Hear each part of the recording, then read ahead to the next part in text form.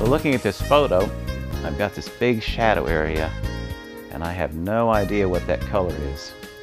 So I'm going to look at it as a value, and I'm going to compare it to the sunlit part of the painting, of the photograph. I can see that it's darker than that, and it's not as dark as the darkest values that I can see up here in the cedar trees.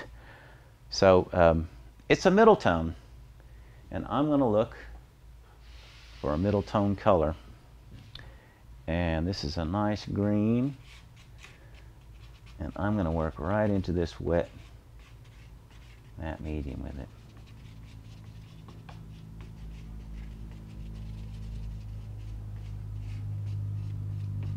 And as this sits in here, it's going to just lock like an iron. And some of that purple is going to be coming through. With pastel, it's important not to cover up what you've got underneath, because you want your colors to shine through, and that creates the exciting blending that you can get with pastel. So I'm going to bring it right up in here. And my little hillside. Okay. And now I'm going to look for a little bit of a darker value that I could use in the shadow shapes of the cedar tree. And I'm going to pick this beautiful dark green.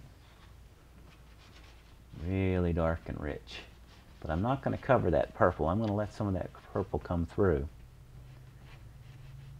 And that's going to help me. And if I wanted it to dry quicker, I could use my magic tool, the hair dryer. Very valuable tool for art purposes. But I'm just going to let it dry on its own, and we're just going to keep going with this painting.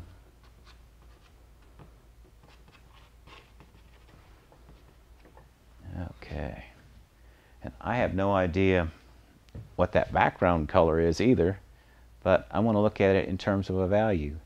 It's going to be a little bit lighter in value than the dark colors that I've got in my cedar, but it's not going to be as light as my sunlit part. So it's somewhere in the middle, another middle value. And I'm also going to be aware of what painters call aerial perspective, and that is that as color goes into the background, it becomes bluer and less intense. And that's because there's a lot of water droplets in the atmosphere. And that gives you the look of our famous Smoky Mountains. It's kind of a beautiful blue-gray tone. And we have a lot of that in North Carolina too. So I'm going to just get some started in here.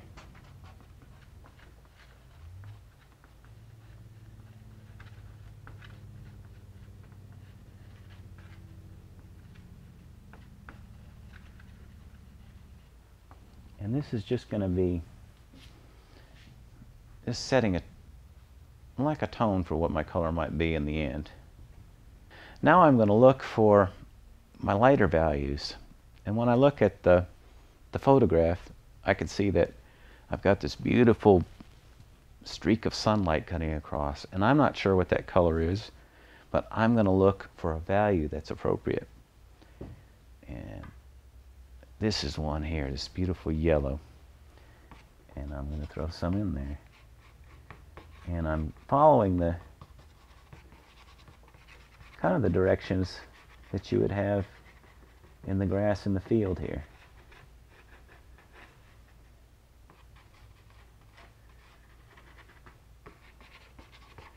So the idea with color value is if the value's right, the color's going to work for you. So let's look for another color that might work in there. And maybe a color like this would work. It's also a light value. A little bit duller than that yellow. I'm going to throw some of that in there. And maybe a little bit darker value, this orange. I'm just going to drag a little bit in there. Alright, so pastel color, you don't feel like you have to just match color. That's very difficult, almost impossible. And if I were to pick a flower out of a field and take it into the paint store and have them put it under a computer, I would get an approximation of that color, but not an exact color anyway. So I'm looking at the sky tone, and again, I'm not sure exactly what that value is. I think I need to be a little darker. And I'm going to take a nice light blue, and I'm going to work right into that wet stuff. And it's already starting to dry, and that's good.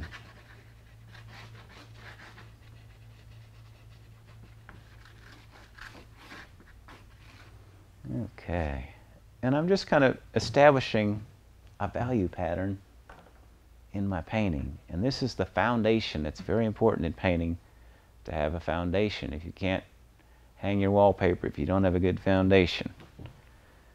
Now, this is another middle value. It's kind of the color of a cedar tree, but cedar trees have a lot of different colors in them.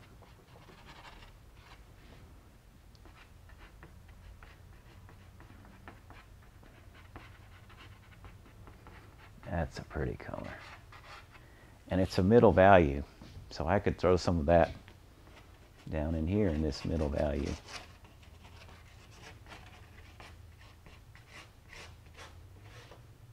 Okay. And I've got a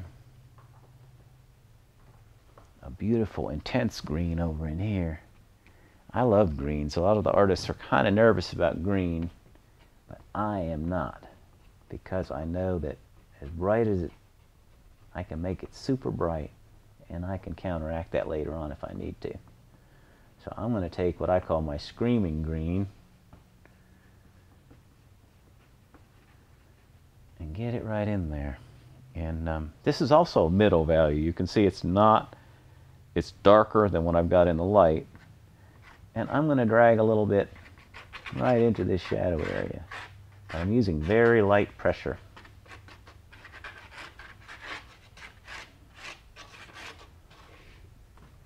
And maybe I've got some drifting over into here.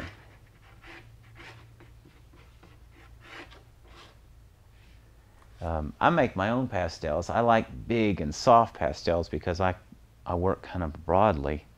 But there's a lot of ways to go in pastel, and that's one of the exciting things about it, that different artists approach it in a different way. The pastels are all made a little bit differently. Some are harder, some of them are softer, some of them have square shapes, some of them have round shapes. Each of them will have just specific qualities that might be of use. So everybody gets to choose which ones they would like to use, really.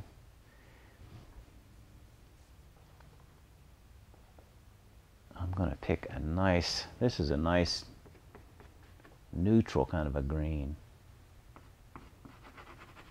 Neutral color is just less intense. And to have a good balanced painting, you need both. You need to have neutral color and you need to have some bright color. And they play off of one another, and they work as a team so that the end result is better than if you just used all brights. It would be kind of loud, and if it was all dull, it would be kind of boring. So when you use the two together, they make each other more exciting. I'm working back into the sunlit area and adding some more.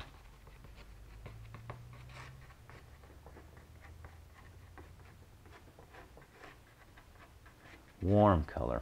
Yellow is a warmer color. Oh, I'm looking for another contrasting middle tone that I might use. This is a nice red, and it's the right value, even though it's not the exact color I'm seeing on my photograph. It's the right value, and that means that I can work with it. I'm going to throw this beautiful red in here.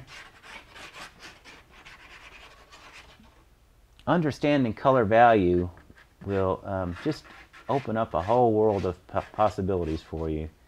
You don't have to just paint it because the color's there, but paint it because you like certain colors. Paint it for effect. You become the boss of your color when you understand color value. This is a beautiful orange. And I've got these cedar trees here that are catching the light. And the light in my painting is coming from this side. I can see that from the shadows that I have. Now I've got some light getting over into here. And I've got some of it getting around the corner of these cedar trees here. And maybe down into here even, over my screaming green. Okay, that's one of the things that I look for, is to have a sort of a consistent lighting effect that happens in your painting, so that you can follow the light across it, and it gives kind of an authenticity to it, which is nice.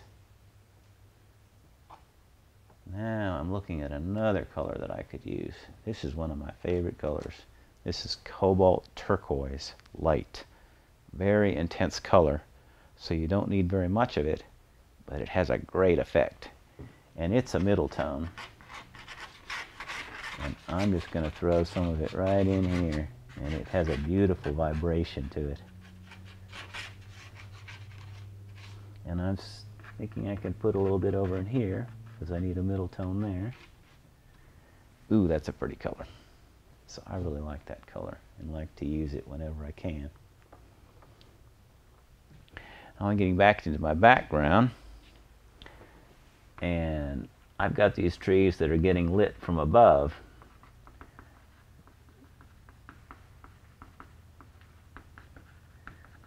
And since this is more into the distance, you can see that that green is a good deal duller. And I have this blue back there that's coming through a little bit. And that's giving me a nice feeling of distance.